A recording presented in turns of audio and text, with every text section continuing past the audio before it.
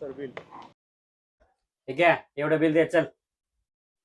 अय बाबा, रुपड्या नाही माझ्याकडे. विक्या, आम्ही काय येडं नाही तेव्हा. आपल्या ग्रुपमध्ये सगळ्या श्रीमंत तुझे 6 महिन्यापूर्वी 70 लाखाचं घर घेतलंय बाबाने. अरे ते सोड. काही दिवसापूर्वी त्यांनी 50 लाखाची गाडी घेतली आहे. विक्या, आयटी मध्ये लाखभर पगार असताना बिल भरा नाही. लाज वाटवी थोडी तुला जरा. अरे बाबा, रुपया नाही माझ्याकडे. 70 लाखाचं घर घेतले, त्याचा हप्ता जातोय 60,000. राहिले 40,000. 40,000 30,000 गाडीचा हप्ता.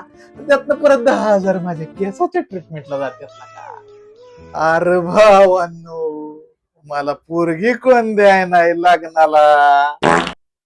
अरे एवढं सगळं कुठाने केले.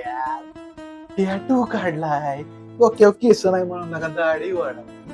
अरे ती सुद्धा रंगवायला लागते. एवढं हप्त मला असं वाटतंय मी हप्त्यासाठीच जगतोय का काय. माझी जगायची राहिल्या 40 वर्ष, हप्त्याची फेड 80 वर्ष. कुठून फेडणार यार, कपडे फाटायला लागली फार माझी. आयटी मध्ये शनिवार रविवार सुट्टी असते. त्या सुट्टीत बिला का वडापावच्या गाड्यावर जाऊन काम करतोय ना.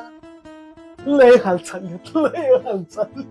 शेवटी तुम्हाला ब्रँडेड नाही, रस्त्यावर घेतलाय लागा 600 रुपयाला 3. अरे पेंट पण नाही घातली मी लागा. सगळा मोकळाच कार्यक्रम. करकुटा लावून हेडती. थांब लागा दाखव.